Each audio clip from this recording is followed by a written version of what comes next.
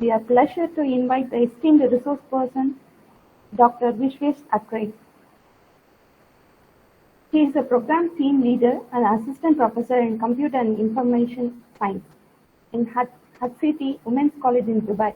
He has completed his PhD in Maturity Framework for Free Open Source Software. He has worked as a PhD supervisor at University of Salford, Manchester, UK, and also served as a dissertation advisor, University of Liverpool, Online, UK, and also worked as a master's thesis supervisor at IGNOU, New Delhi, India. And he also worked as a master's dissertation supervisor in HCT, United Arab Emirates. He has published research papers in peer-reviewed journals and research conferences. He has published more than 35 papers in the reputed journals. I welcome you, sir. The session is yours.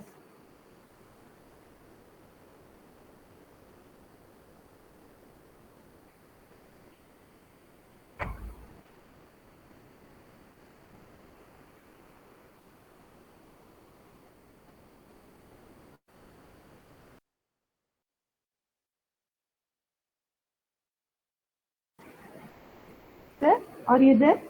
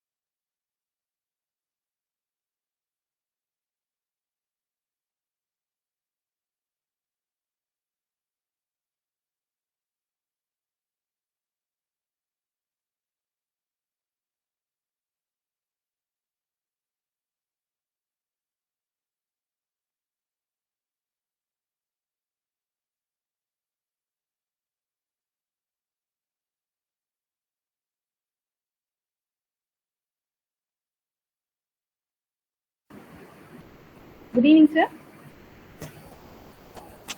Very good evening. Am I audible, sir? Yeah, it's quite clear. I hope you can So hear we me. welcome you, sir. Yes, sir. Yes, sir.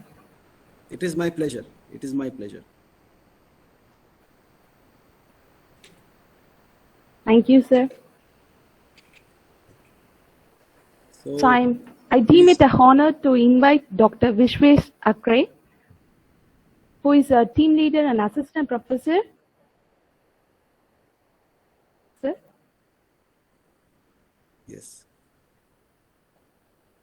Who is a team leader and assistant professor in computer and information science at HCT Women's College in Dubai, and completed his PhD in Maturity Framework.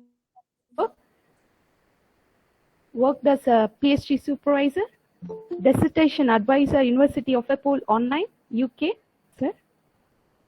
And he is also worked as a master thesis supervisor in IGNOU, HCT, United Arab Emirates. He has published research papers in reputed journals and research conferences. He has published more than 35 papers in the reputed journals. Sir, shall we start the session? Thank you so much, Professor Shanti, for the introduction. Yes, we can start the session. So I can, if you stop presenting, I can share my presentation.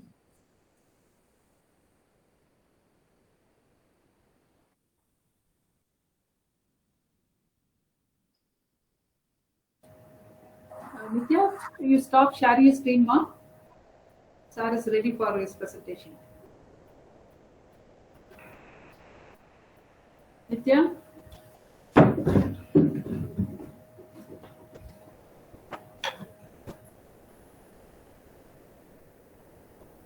So on behalf of the organizing team, I welcome you again, Dr. Vishwesh, for this Thank you so much. session. Thank you so much.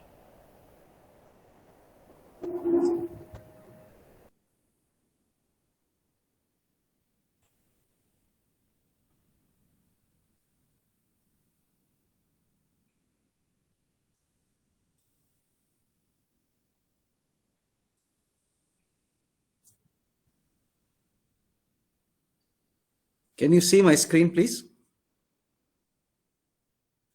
Yes, sir. We are, yeah, it's visible. It's visible, sir. Yeah. So good afternoon to all the delegates. It is my pleasure to attend this forum as one of the speaker. Very interesting forum indeed. So we are going to discuss in my session about achieving excellence in digital learning through intelligent technologies. So which is as per the theme of your event also. Excuse me? Are you saying something? No, sir. Yeah, no, sir. No. Okay.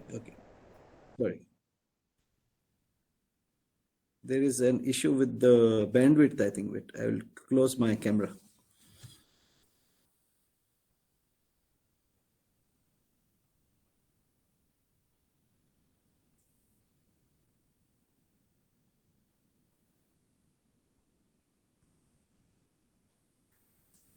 Okay, so we are going to discuss on the topic achieving excellence in digital learning through intelligent technologies. And what we are going to cover in this session is initially we are going to discuss about the emergence of digital teaching, and we have all witnessed it in the past couple of years. This is a phenomenon which is quite happening. Then what are the intelligent technologies which possibly can be used for digital teaching? We are going to touch upon a certain theory for effective digital teaching, which is called a taxonomy. We are going to discuss about digital literacy, advances in digital teaching approaches. We are going to also touch a related phenomenon of teaching, and when you teach using online tools, there is also chances of plagiarism. So we are going to touch upon this topic, and at the end, we are going to discuss how to measure effectiveness of a digital teaching and learning. So this is the agenda of this talk, and let us hope that we discuss all these points within the given time. So let us first touch upon the first topic, which is the emergence of digital teaching. So what do you mean exactly by digital teaching? Okay, digital education is the innovative use of digital tools and technologies during teaching and learning, and hence it is also called as technology enhanced learning. I have purposely used a very different template for this presentation, and if you can visualize it, it is something which we have grown up as kids in schools. We have always seen this in front of us in the classroom, and this is a chalkboard or a blackboard as we used to call it. And the teacher used to use chalks to teach us the lessons, whether it was geography, history, or even math, with the sums solving on this particular board. A lot of things have changed from that time. I used it as a reference point here because most of the new technologies and new digital tools have derived their name from this traditional and legacy system called Blackboard. And you have advanced digital teaching tools also with the same name of Blackboard. That is the reason why I have purposely used this particular template.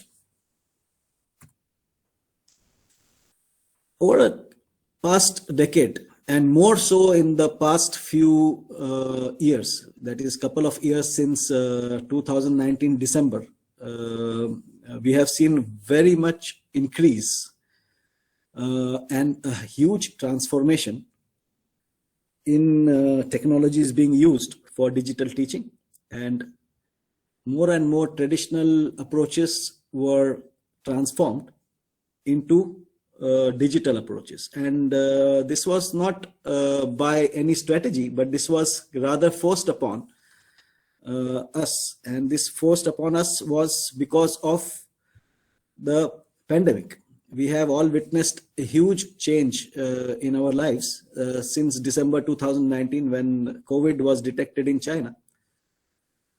And the impact that it had on our life, one of the major impact was education. Many schools and colleges were closed for a long time. And even when they started, they had to start using a digital teaching methodology. Whatever the reason that the digital teaching was utilized or was forced upon, there is a good point about it, because educational organizations can learn from this digital adoption, and they can be more competitive than before. And we are going to see how.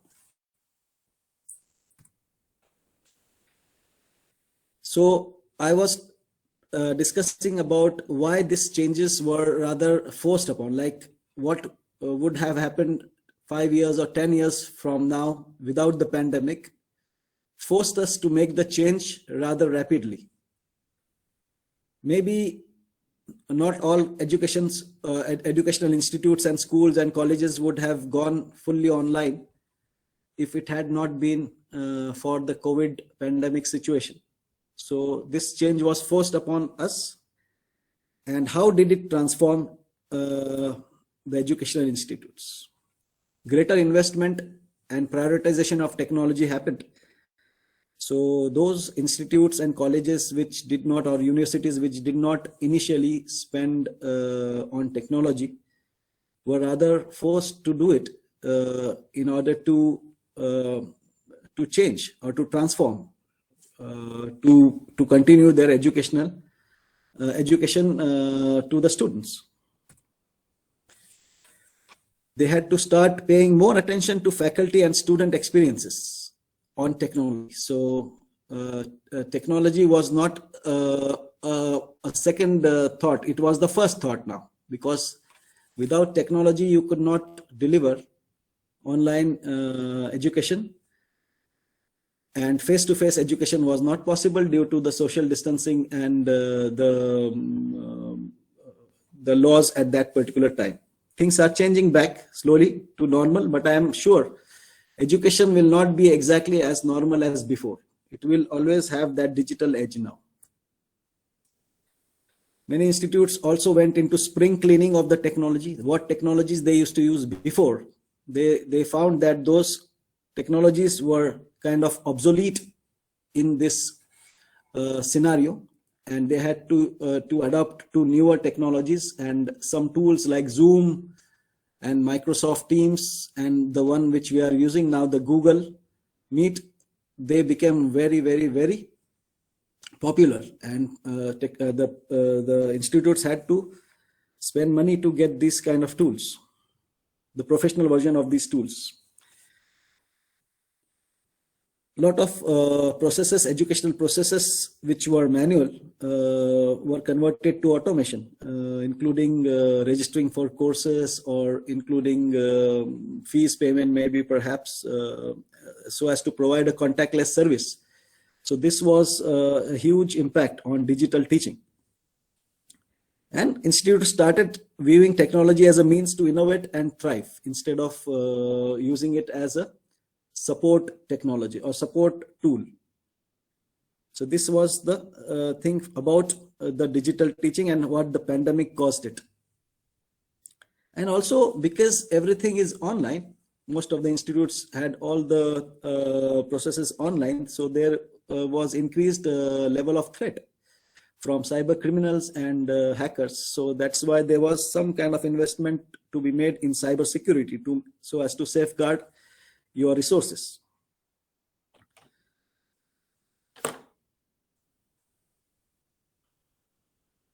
Then our topic also touches the intelligent technologies, because that is the theme of this event, of this conference. So what exactly is this intelligent technologies and how they can be used in education? So artificial intelligence is the name from which the intelligent technologies are derived from. So artificial intelligence has led to a generation of intelligent technologies in education. So AI can allow teachers to create content and suit their students while ensuring personalized learning. So we, in next few slides, we are going to see a concept of personalized learning and why it is important for the development of the student and how the technology can be used. Intelligent technology can be used to implement that personalized learning. So AI is one of the major tools for personalized learning.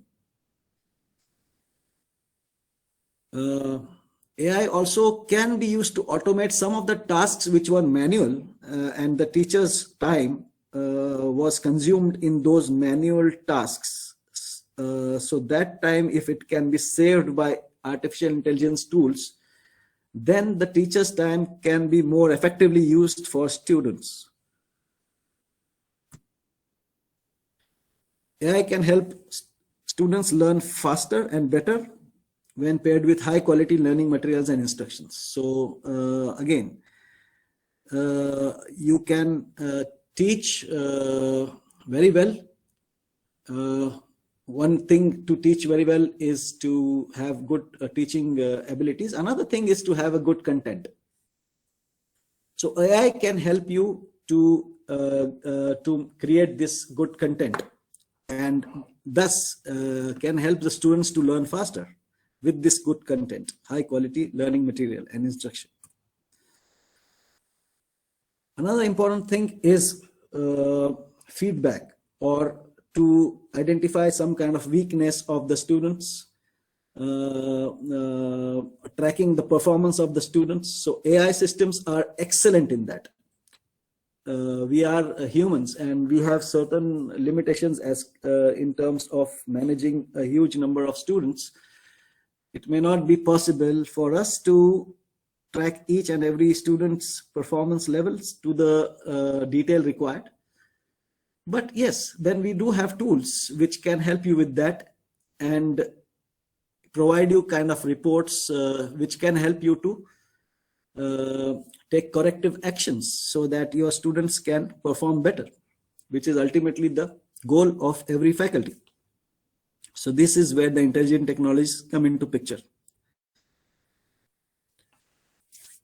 So before we start discussing about the intelligent technologies and how they help the digital learning, let us formulate some kind of a theory on the basis of which digital learning and digital teaching can be based upon. So that is the reason why I have included this topic of taxonomy. So what exactly is this taxonomy? The taxonomy that I am going to discuss is the Gagne's model for instructional design, which was not based on digital learning, by the way, because it was way before digital learning came into process. So Gagne's model of instructional design was based on information processing model of the mental events that occur when adults are presented with various stimuli. So what exactly this Gagne had proposed? He proposed a 9-step model. A 9-step model, and the objective of this particular model was to ensure effective and systematic digital learning program to be delivered to the students. And this 9-step model is extremely what you call conducive to be used in the digital learning and teaching environment, and we'll see it how. So what is this taxonomy about? These are the 9 levels which we are talking about in Gagne's taxonomy. First one is gaining attention. Second one is informing learners of the objective. Third one is stimulating recall to prior learning. Fourth is presenting the stimulus. Then providing learning guidance, eliciting performance, providing feedback, assessing performance, and enhancing retention and transfer. Okay, this is a very old theory, but with impact of the digital teaching and learning, or the changes in the education mode from face-to-face manual system or non-technology based system to technology based systems, this model became more important actually. Why? Because you can see that each step of this model can possibly have an implication of use of technology. When this model was developed, this was not the original objective, but later when this model was revisited for digital teaching and learning, it was found to be very, very, very, very applicable to the current scenario of digital teaching and learning.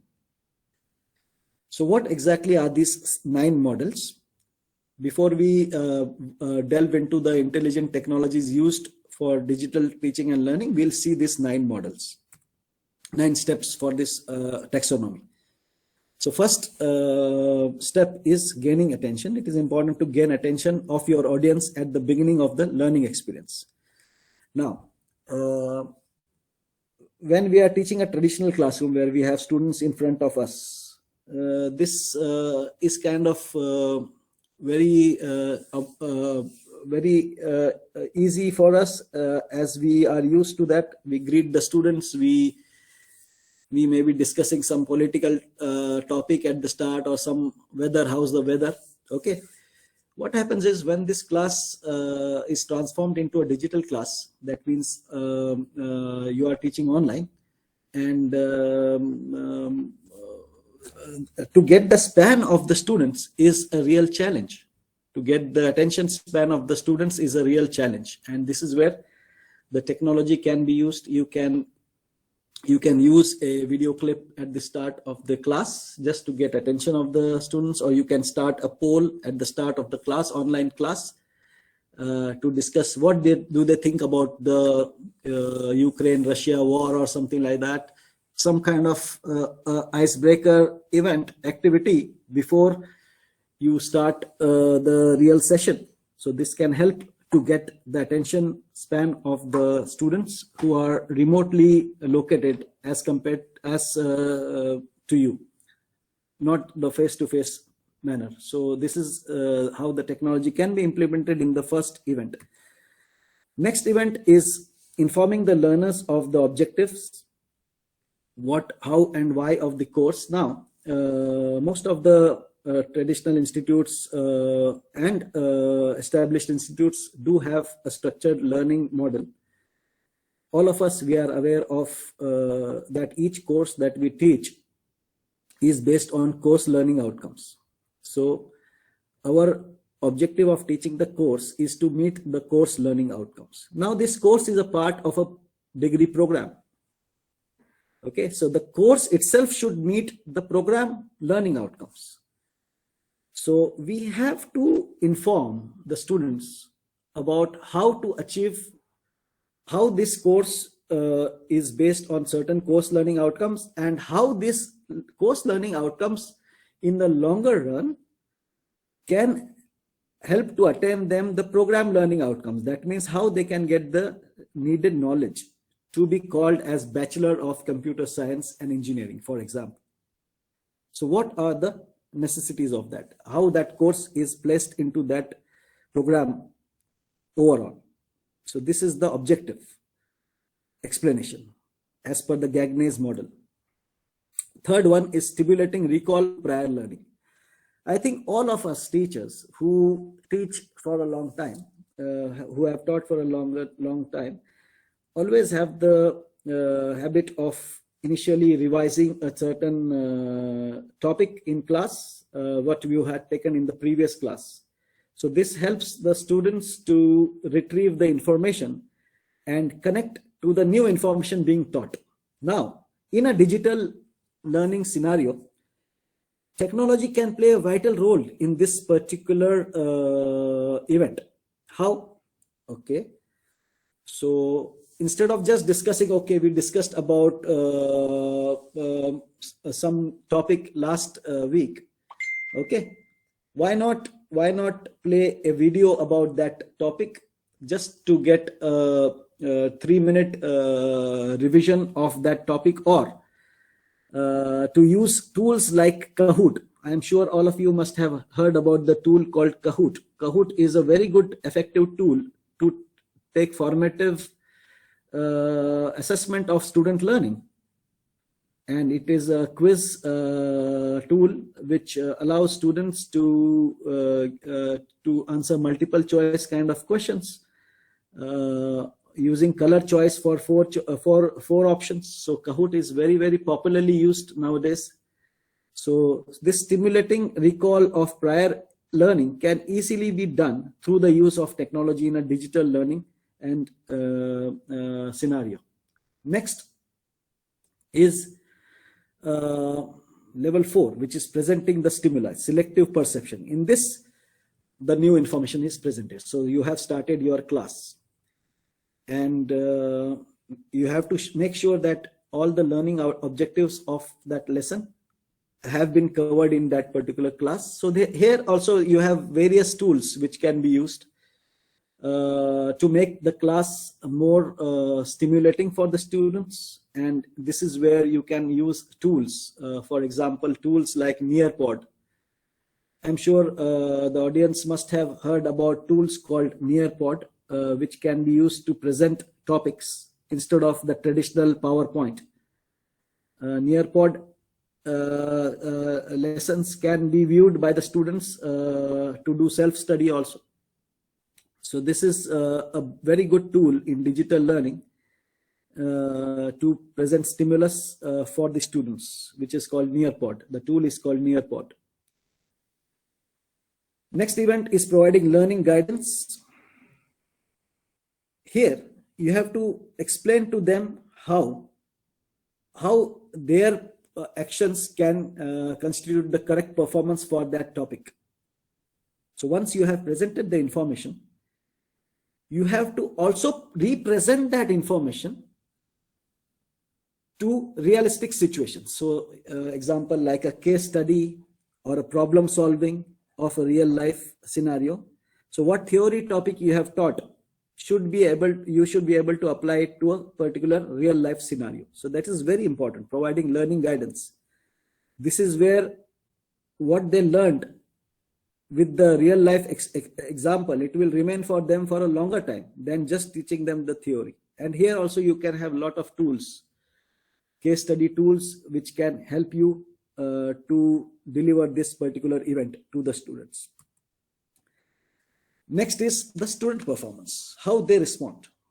At this stage of the learning process, the learners are asked to demonstrate whether they understand the concepts presented and can apply the skills taught. So this is where you can do some kind of formative assessment with the students. You can do, again, you can use the tool of Kahoot to test their knowledge, what they gained from the class. So Kahoot can be a tool which can be used here. You can also use a debate or a discussion tool, wherein you post a discussion to the discussion forum used by the learning management system that you are using, whether you are using the Moodle, which is a free open source learning management system, or you use traditional proprietary systems such as Blackboard. All of these tools, they have a fundamental tool called discussion forums, and discussion forum can be an excellent tool where students can discuss with each other about a given topic. So what you have taught to them, you post a discussion question in the forum, and the students can start responding to that particular question of their own viewpoints. So what is their understanding, what they think about that scenario, and the others can give feedback on what they think. So this is the event number 6. Then event number 7 of the taxonomy says that how to provide feedback, reinforcement of what they have learned. So while observing each learner perform, individual and immediate feedback and guidance must be provided. This is where the tools like Rubric, all of you I'm sure must have heard and must be using Rubric for different assessments that you conduct for your given courses. The Rubric is an excellent tool which is generalized and can be specifically used for each given student to demonstrate the feedback or to convey the feedback about a performance in a given project or a given assessment. So providing feedback, Rubric is one of the excellent tools that can be used, and a lot of online Rubric tools are available.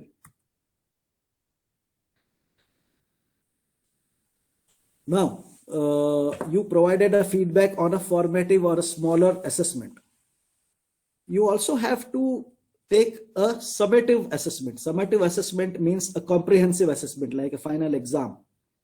So this is that comprehensive assessment to assess the performance of the student for the whole course, for example, or if a module project which tests the knowledge and skills achieved for the whole course.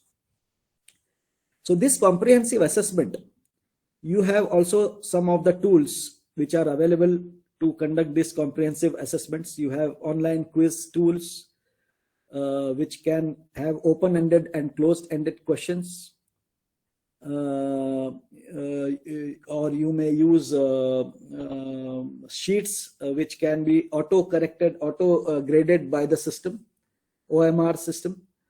So there are a lot of tools for assessments, and nowadays with the pandemic, many of the institutes were closed for more than 1 year, so many of the exams were conducted online.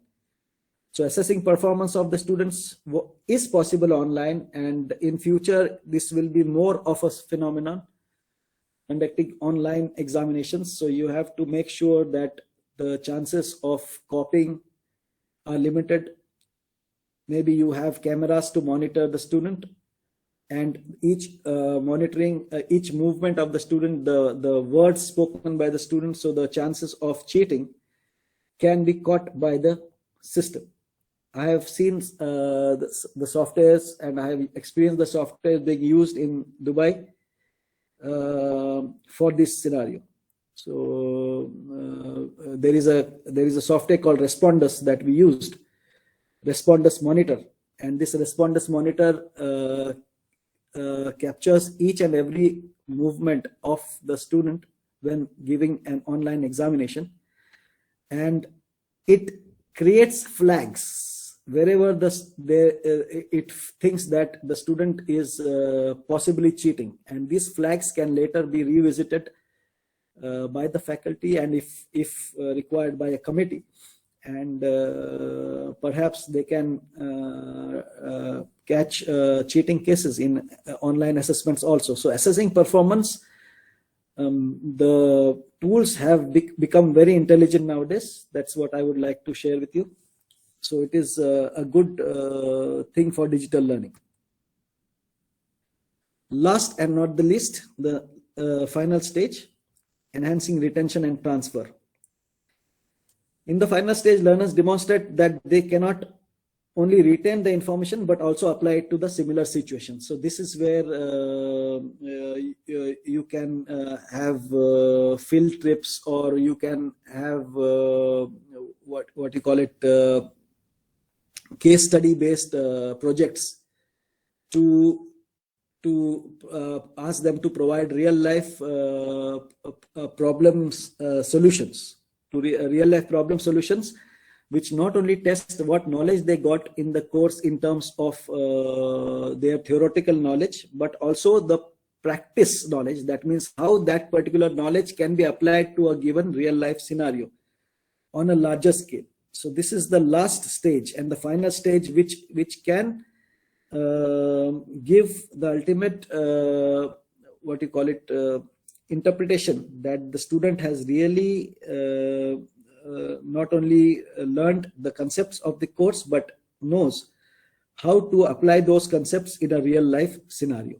And there are tools available for this. The case study tools are available, and these case study tools can be video based case study tools, or even audio based case study tools, or you can even have a text based case study tools, which allow students to read about it, or to see the live videos about the case studies and then answer the questions based on that, and so on. So this is a brief description of Gagne's taxonomy that I wanted to discuss with you before we delve into individual technologies.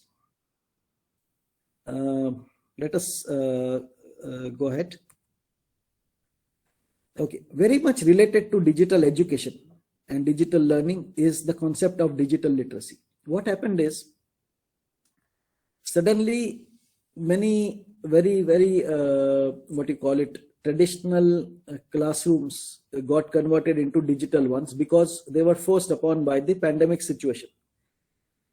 At that particular time, perhaps not all students were on the same literacy level as with the reference of digital literacy, not literacy in terms of reading and writing. Whether they know the technologies and tools well enough to follow online mode immediately without any kind of training given to them, because you are forced upon that you have to transform overnight, for example, from traditional to a digital classroom. So what exactly is this digital literacy and why it is important in digital classroom? So let us first define what is digital literacy. Digital literacy, to be information literate, the student must be able to recognize data needed to have ability to locate, evaluate, and use information effectively.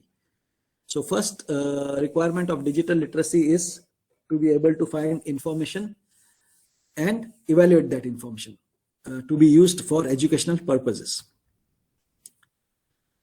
Okay, so under this digital literacy umbrella, there are many interrelated skills that range from basic awareness and training to complicated tasks and creative tasks that the student should be able to perform in order to be called as digital literate. So for teachers like us, it is very important not only to cultivate these skills for our own use, but also to become promoters of digital competency for the students. And there is a kind of a model I would like to share with you for this digital literacy.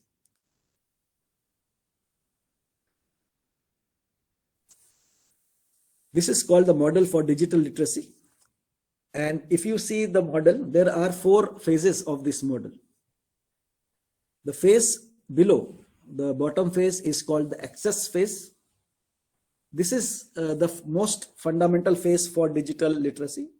And as you go higher, you go more advanced into digital literacy. So the access phase is the most basic one.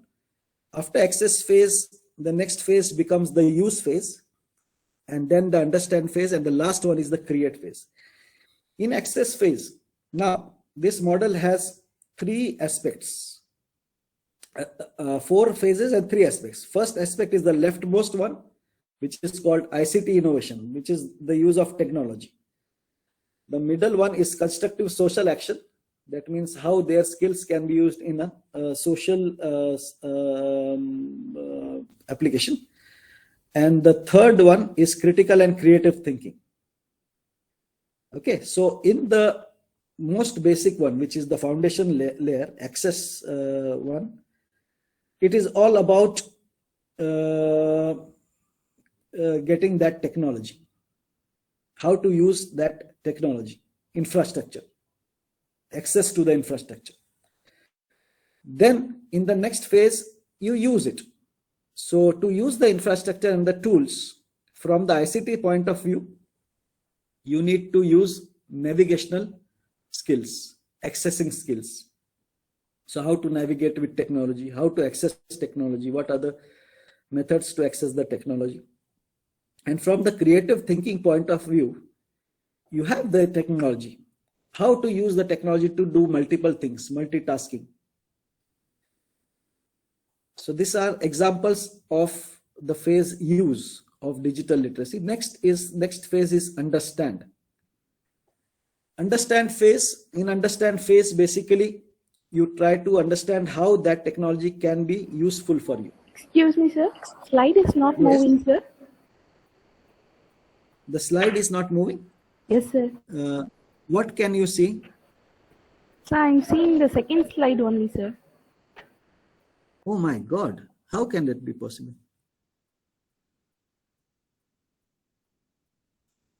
Can you see now? Yes, sir, I can see now, sir. Thank you, sir. Yeah, sorry for that. I did not know what is the reason, because I was playing the slides and I was explaining each slides.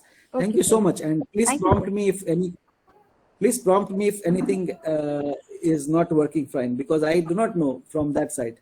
Okay, Okay. sir. Okay. Thank you, sir. Thank you. So I was discussing about this digital literacy model, Yes, sir. Yes, sir. where at the foundation level you have access, then you have use. Okay, sir. Okay. Shall I continue? Yes, sir. Yes, sir. Yeah. Okay, so at use of the use level of digital literacy, you basically learn how to use the tools, and on the ICT side, and on the right hand side, as you can see the critical and creative thinking. You can see how these tools can be helpful for you to learn multitasking skills. Then you move ahead and further, that means upwards, and to understand. This is where your level of achievement of digital literacy is higher. And then you learn how to use ICT tools for problem solving, for reflection, even for your safety and security. On the creative side, you learn more creativity skills, networking skills, and decision-making skills. The final frontier for digital literacy is the create, which is the fourth phase of digital literacy. And here, with the ICT, you can understand about your rights and responsibilities, your social awareness, your judgment of using technology. And on the critical and creative thinking side, you can do research, you can have information fluency, and that means you can be highly digitally literate. And this is what is the aim of digital learning and education. Now, how to implement it? Okay, can you see the next slide?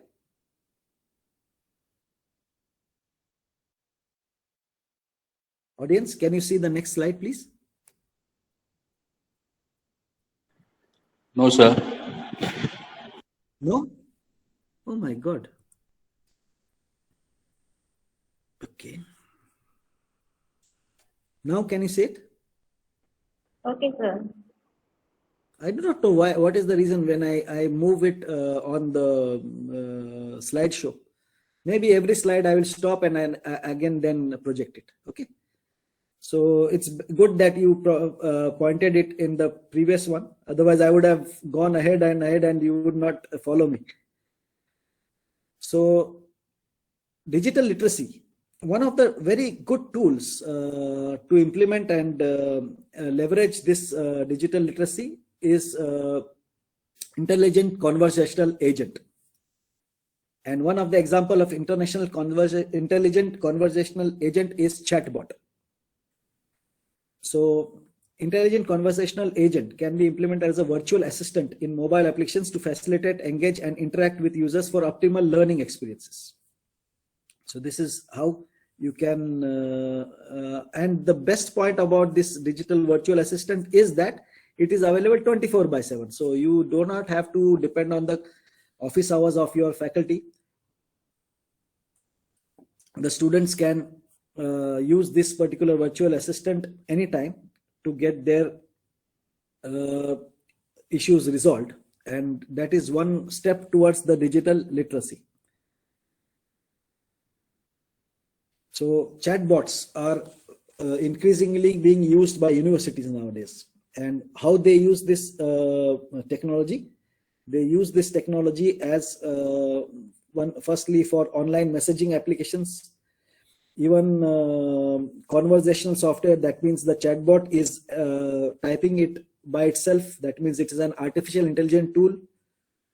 It can understand what you are typing, and it can formulate its own answers based on the knowledge base that you have created for it.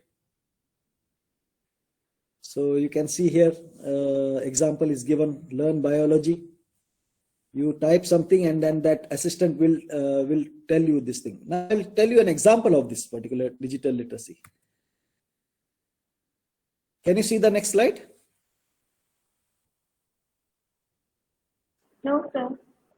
Okay, I understood. Now I have to go back and again project the slides. Okay, so now we are going to see an example of application of this chatbot in one of the university, which is called Siglo University. I'm sure you can see the slide now. Argentina.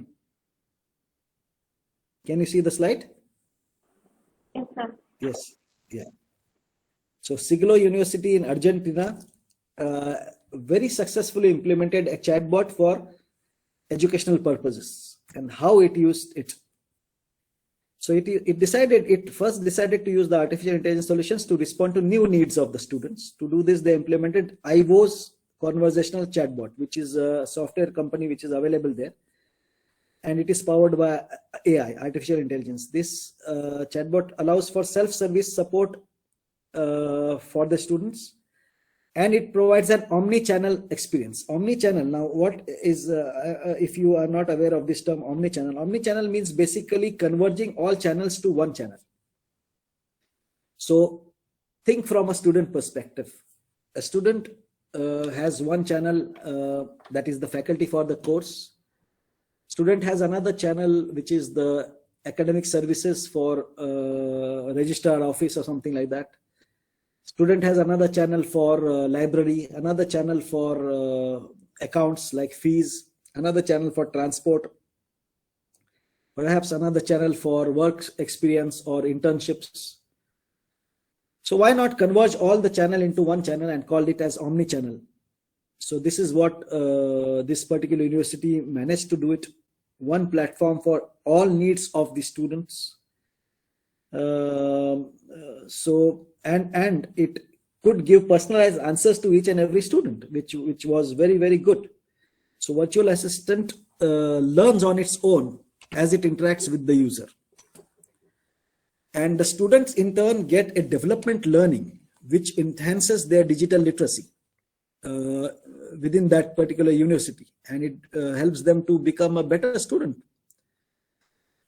So it can, the chatbot can provide information on subject areas, course exams, scholarships, registration, payment processing, so many things. So this is a very, very successful implementation of intelligent technology, especially in the field of digital literacy corresponding to digital learning and education.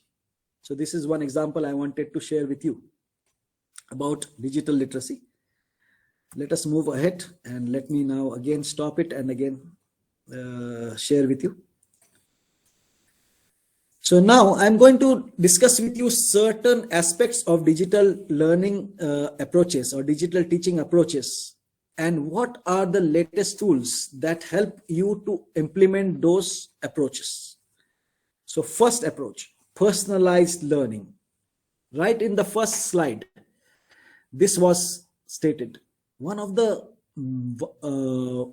foremost objective of digital learning and teaching is to provide personalized learning, or of intelligent tools is to provide personalized learning. Each student is not same. Each student has got a different objective, has got a different skill set, different level of understanding. All cannot learn at the same pace. So you need to provide assistance to them in terms of personalized learning. So what exactly is personalized learning? Personalized learning involves recognizing learner characteristics, needs, styles, and interests, and how to make the course more individualized for each student. This also includes allowing multiple pathways to achieve course, module, and topic goals, and flexible pacing options. So as I told you, each student has a different grasping power, different speed of learning. So why not provide it customized way to each student so that they can pace out their own learning at their own abilities. So there are certain tools available for personalized learning. One is the most important is the feedback tool. How feedback can be provided to the student, and on basis of that feedback, the student can understand the level of personalized learning, and even you can adapt a different teaching methodology for different set of students categorized with the similar pattern of learning. Then flexible learning pathways. Many universities and many online, especially online courses, have flexible learning pathways. Flexible learning pathway means self-paced classes available for the student. They can take at their own pace and they can give exams at their own pace. So there are many tools and many online mediums available for this. Anywhere, anytime learning. That means learning does not necessarily have to be in the classroom. So how to implement anywhere, anytime learning? Current scenario is the best suited for it. So for personalized learning, one of the best tools is a rubric. Rubric is a kind of a feedback tool that most universities use in order to provide a detailed feedback about the performance achieved by the student in any assessment or project or an essay. So there are certain intelligent technologies being used to develop smart rubrics. So one example is called as Smart Rubric itself. It's an intelligent web application that uses interactive rubrics to capture rich formative assessment data after teachers mark assessment. So you have marked the assessment, okay? You marked a quiz or you marked a project. Now, I'm assuming that this smart rubric can work only if the assessment is marked online. It cannot work on paper-based assessments, of course. So if an online examination was conducted and the results are marked online, or a project was graded online and all the grades and feedback was given online, then this tool can be used. This tool can be used to capture very, very important data about the students. So this smart rubric can help teachers by providing clear, meaningful reports about each individual, first of all, or a group or a cohort progress against some kind of a milestones or some kind of a guidelines. So it can give graph, as you can see in that image there. Are you seeing it, first of all, the rubric, or not? Are you able to see this slide?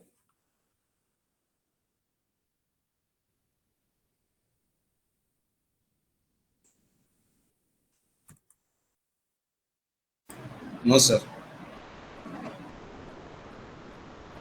A big problem with this. I don't know. Now you can see it, right? Yes. Yeah. So as you can see with the smart rubric, it captures the data about each individual student's performance and also the class or the cohort's performance. So it provides a kind of a strategy making information for faculty so as to adapt the teaching style to match the level of the cohort or the individual students. So this smart rubric is an excellent tool for that, to provide personalized learning in terms of the actual performance recording of those students. It is impracticable to do it manually for the faculty. You cannot possibly, in a large class sizes, it is very difficult to do it manually. So these kind of tools help to implement kind of a personalized learning for the students. Next tool is accessible content. Very important in digital learning approach, that whatever content you show to the students or you share with the students should be accessible to all students, and not all students are same. Teachers should be mindful of providing students, and they should be aware of the disabilities of some of the students. Some of the students may have problems of colors, fonts. So there is a guidelines called WCAG, W3C, it is called W3C, Web Content Accessibility Guidelines.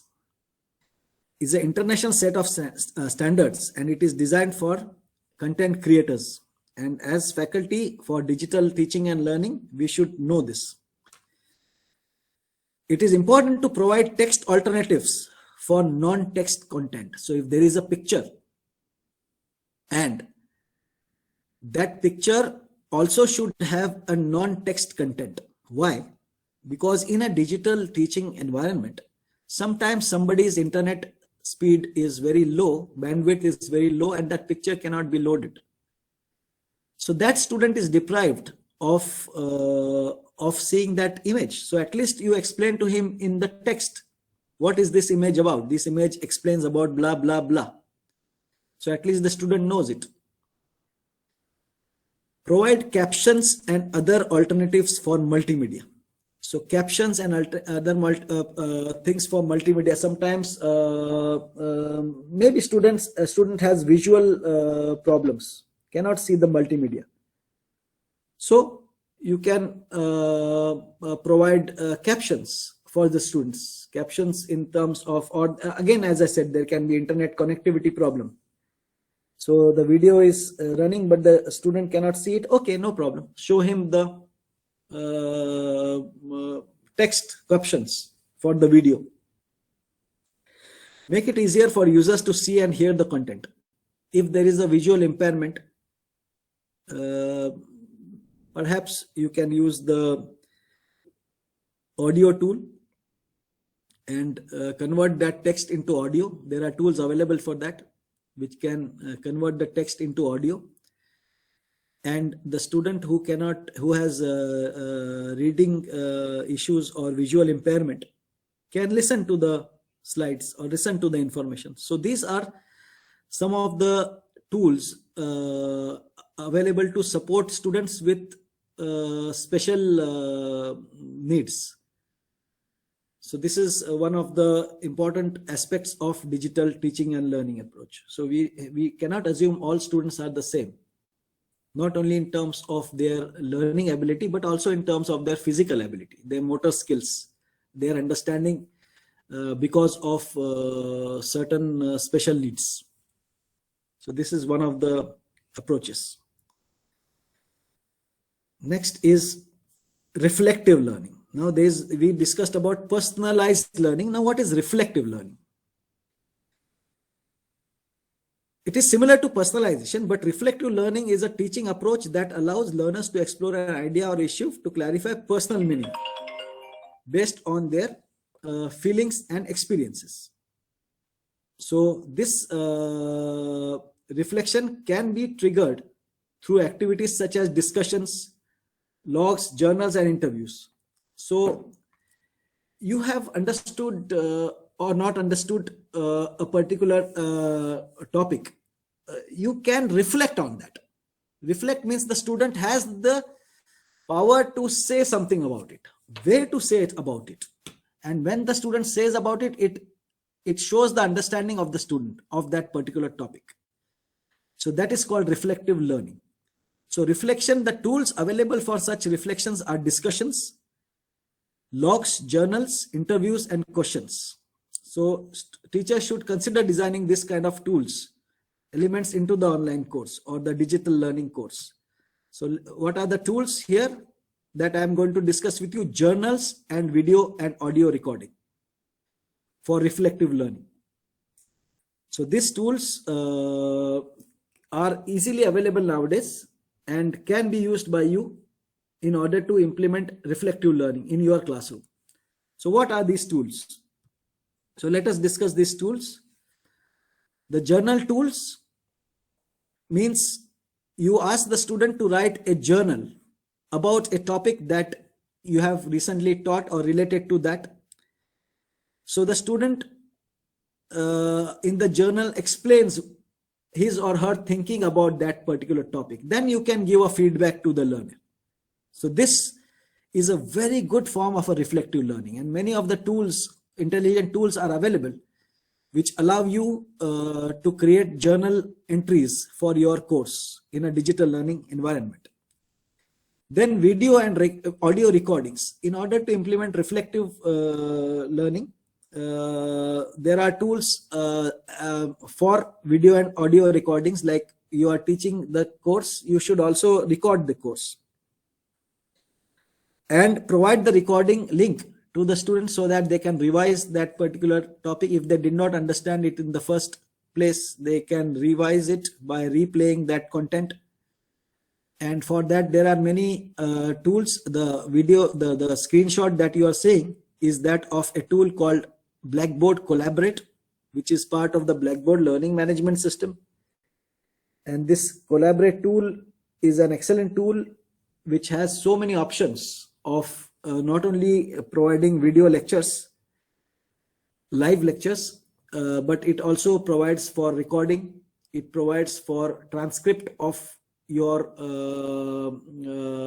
lecture. That means it converts your lecture contents into a Word format, like a notes. It allows you to share whiteboard. It allows you to share applications, like you are teaching a software, for example, programming. You can share an application and show the coding and share the files like PowerPoint presentation or something like that. So these are excellent tools for reflective learning.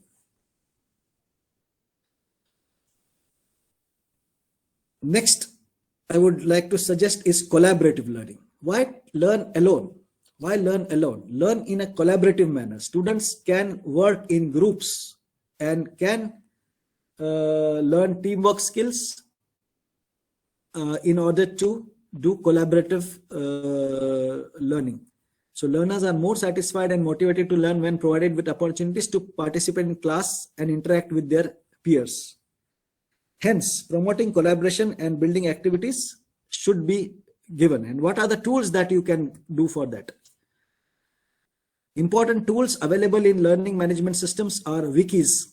You know, the Wikipedia that we use, similar to that is wikis. Wikis are small private entries where collectively information is what you call it, generated through these wikis. Then group tools for projects, and then social media. Social media also is very, very important tool in collaborative learning. So next slide, I will again replay. Can you see the slides now? Are you able to see the current slide? Yes, sir. Yeah, thank you. Now I understood what is to be done. So this is wikis. As I told you, wiki is like a class Wikipedia where students collectively create information source for a given topic. WhatsApp group is a social media, and WhatsApp group is very common nowadays. Here in Dubai, where I'm teaching, each course students make their WhatsApp group in order to discuss with each other about projects, to discuss with each other about the coming assessments, and so on. they ask the faculty to be part of it. I personally do not get part in that because maybe I'm having too many students. But I have seen that faculty also are joining the student WhatsApp group. It's a personal choice. But for students, these are excellent tools to collaborate. So social media can be an excellent digital tool for collaboration. Then and group tools.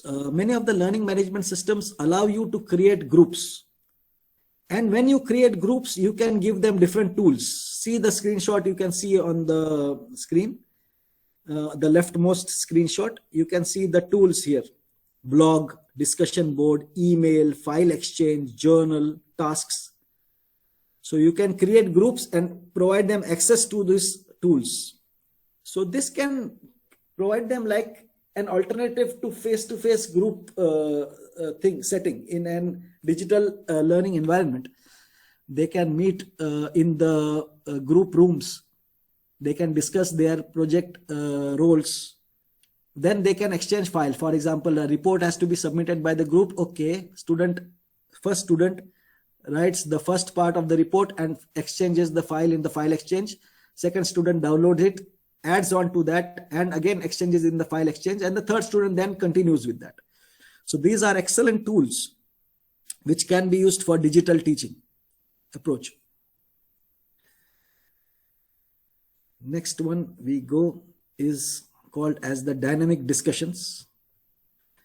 Dynamic discussion is also a very good tool provided by most learning management system in digital teaching.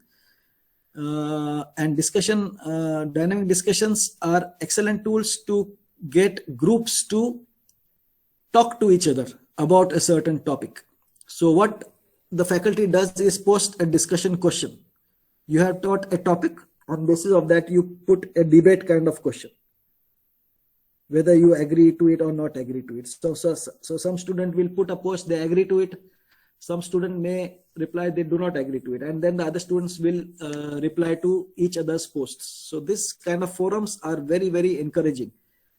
And they help to build a knowledge for the whole class. So the example of the discussion board is from Blackboard learning management system. And you can see that different threads of discussions are available here: collaboratory, multimedia, instructional units, and so on. And you can see the total number of posts for each of the boards. So it can help you to track which post is getting more discussions. And as a faculty, you can moderate those discussions. And in fact, you can include marks for participating in the discussion forums. So this is an excellent tool for digital teaching. Next is a flipped classroom. I'm sure this concept is not new to you. Flipped classroom means flipping the class. That means instead of teaching in the class, you provide the presentation or the video of your class before to the students and use the classroom time for other activities, such as problem solving and so on. So a flipped classroom, as the name implies, functions exactly the opposite way of the traditional classroom. In the typical classroom, the teacher delivers a lecture and sends the learners off to apply their knowledge through homework. But in contrast, flipped classroom, the lecture and the foundational content is viewed offline by the student, and classroom time is spent on higher order tasks, such as receiving support from the teachers or the peers. So flipped classroom is a very good concept and has been used successfully by some of the universities, especially in the United Kingdom, where this concept was conceived. So this is also an excellent approach for digital learning and digital teaching. So these were some of the advances in digital teaching approaches that I wanted to share with you with respect to our topic.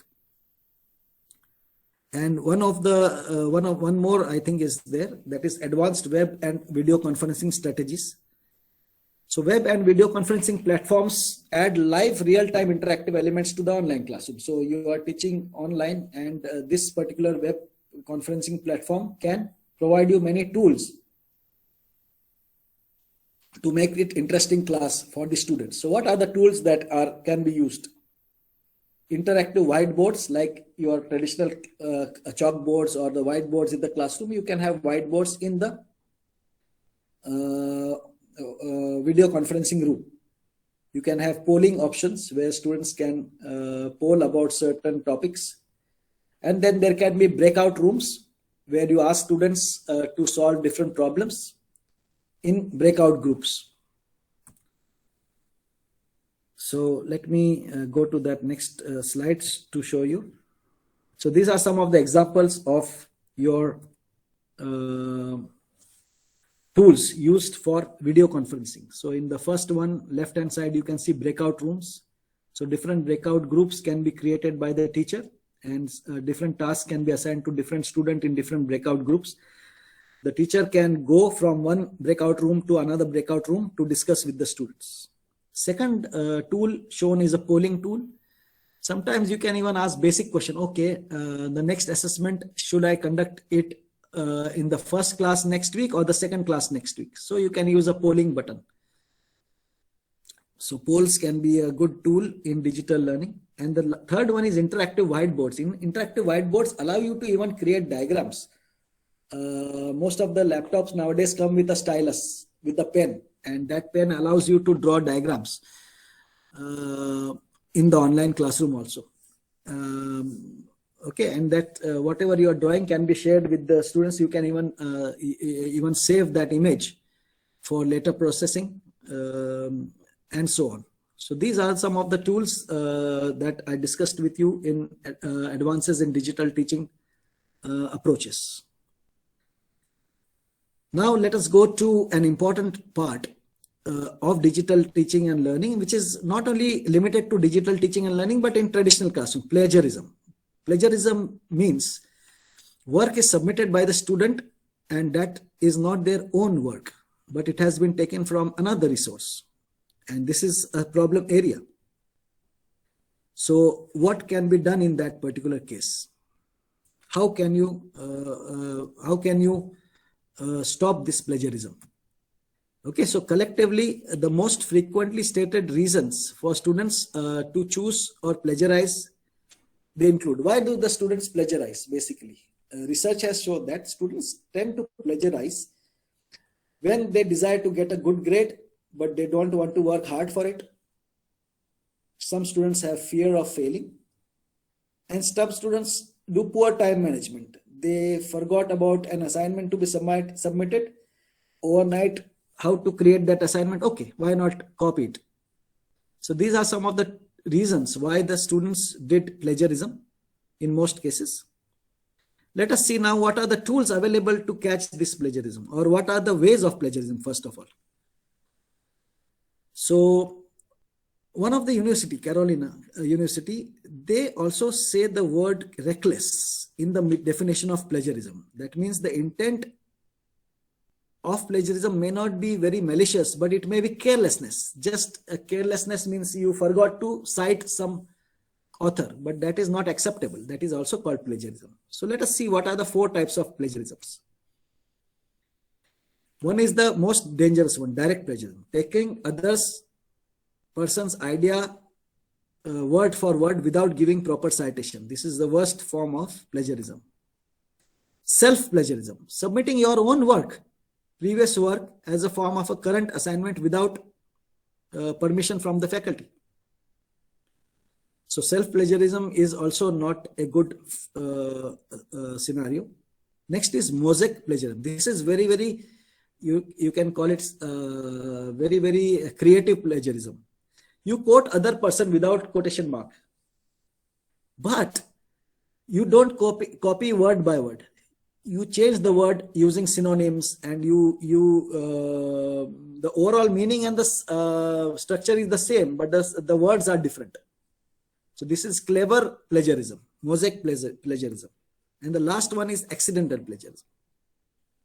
You forget to cite sources. Well, this can happen, but it is not acceptable still. It is also called plagiarism. So in other words, most universities in the world, all the universities in the world, they detest plagiarism. They do not like plagiarism. And so what kind of tools are available? What kind of intelligent tools are available to detect plagiarisms? Let us see those intelligent tools.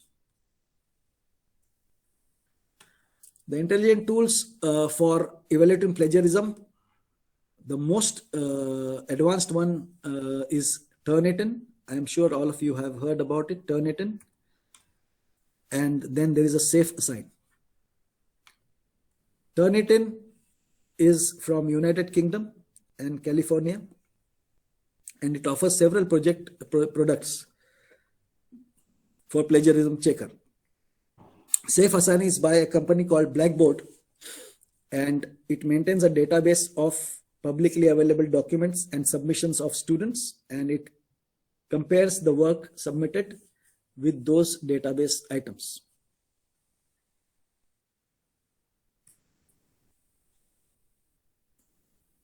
How can plagiarism tools have artificial intelligence? Well, Turnitin has used artificial intelligence for plagiarism checking. How? Turnitin has added authorship features automatically to check new piece of writing against the student's historical writing based on paper metadata and language stylometrics. Each one of us have a certain way of saying things or writing things. We have a certain pattern. Now, Turnitin has been able to detect that pattern for the students to understand the writing of that particular student. So they can attribute what kind of writing this student will be able to do. And if they submit any writing which is not adhering to those style, then they flag it, and more introspection is done and more checking is done for that particular scenario. So information provided, important statistics to the instructor or the academic integrity officer of that university about possible cases of plagiarism. In fact, there is statistics that Turnitin artificial intelligence detected 59% cheating cases, and without this AI, the software was able to detect only 48% of the cheating cases. So even though it is a new tool, it did 11% more cheating cases as compared to the non-AI based tool. So this is a very, very intelligent technology. Let us move ahead. Last part of this presentation is evaluating the effectiveness of digital teaching and learning. We have seen the different tools which are used in digital teaching and learning. We have seen the model of teaching and learning, digital teaching and learning. How to evaluate what you are doing is right or wrong. It is said that you cannot manage what you cannot measure. Okay, so formative evaluation or summative evaluation of your digital teaching should be done. So you should be evaluating effectiveness of your strategy, digital learning strategy. How to do it? There is another model which discusses about how to evaluate effectiveness, and that is called Kirkpatrick's 4 levels of evaluation. First level is reaction. This is the most basic level. This level focuses how the learners feel during the course. Personal reactions to the learning. Did the learners enjoy the course? Did the learners like it? Do they find the training relevant? And so on. So how to evaluate this? There are tools like happy sheets or surveys that you can find out from the students about their reaction. So this is the first level. I am going a little fast because we have less time remaining. How much time do I have?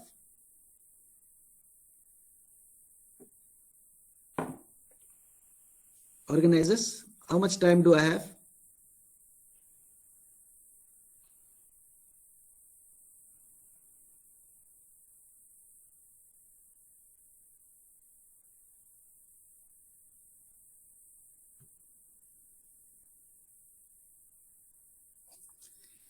Next is level 2, which is the learning.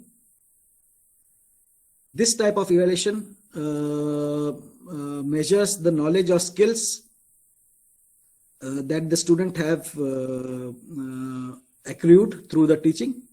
So that will evaluate your digital learning plan. So did the learners learn what they intended to be taught?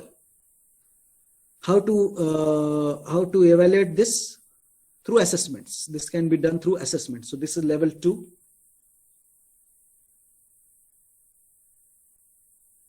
Next level is level 3, which is behavior.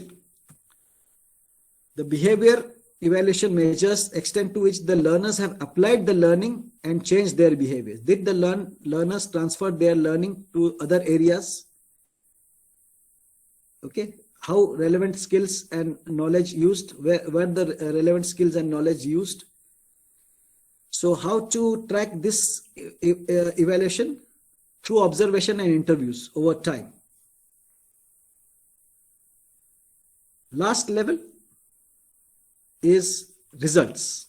Kirkpatrick's 4 levels of evaluation. So in this level, evaluation is both most useful and complex. And it is called return on expectations. So at this, if your course matches this results level, then it is a very advanced digital learning level. So the summary of this 4 levels is shown in this diagram. The level 3 and 4 are the higher levels and they are called impact metrics. And level 1 and 2 are the lower levels and they are called consumptive metrics. Impact metrics because they collect measurable data and results delivered by the training. Whereas consumptive metrics show what basically content, how the content was consumed during the experience. So level 1 and level 2 are the lower levels. There is an intelligent tool for evaluation of digital learning approach, and that intelligent tool is called Alex. Alex is an artificial intelligent learning and assessment system that has been used by 25 million students for math, chemistry, statistics, and accounting. So how does Alex show the results of a course? Let me show you some of the features of Alex. Alex has a pie report that provides overview of how students are performing and what majority of the class understands. So this is an excellent tool to evaluate effectiveness of your digital learning class. So the pies chart explains each topic and whether the class has understood each topic. Next report that Alex uses is progress tracking report. It shows how the remaining topics and what mastery they have achieved. So date wise, it shows each of the learner, it shows the performance on each of the topic, how many minutes they worked on each topic. This is a very good tool, Alex.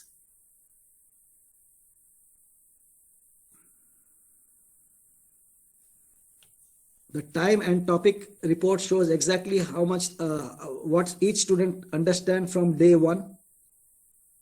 So it shows a very graphical kind of a report.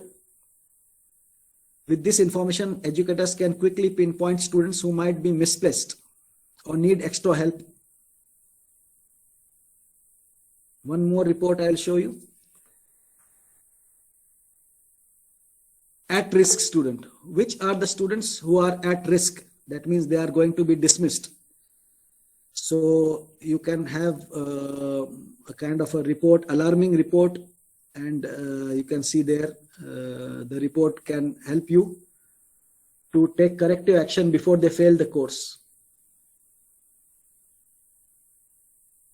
Okay, so as we are at the end of the time, do you have any questions, audience?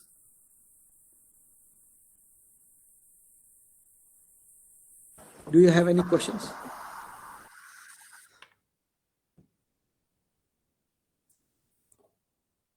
I cannot hear you.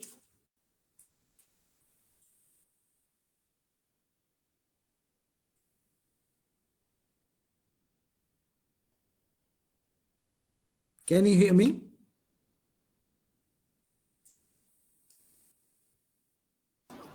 Yes, sir. Participants, if Yeah. you have any doubt, you can ask now.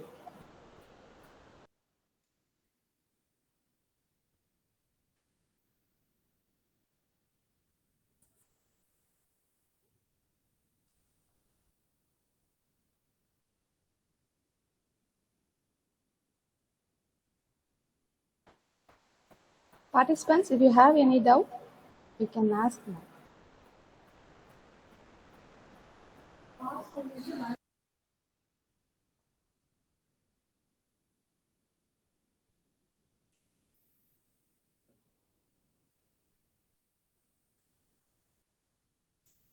Thank you, Professor Shanti. Then, thank you so much for providing me this opportunity.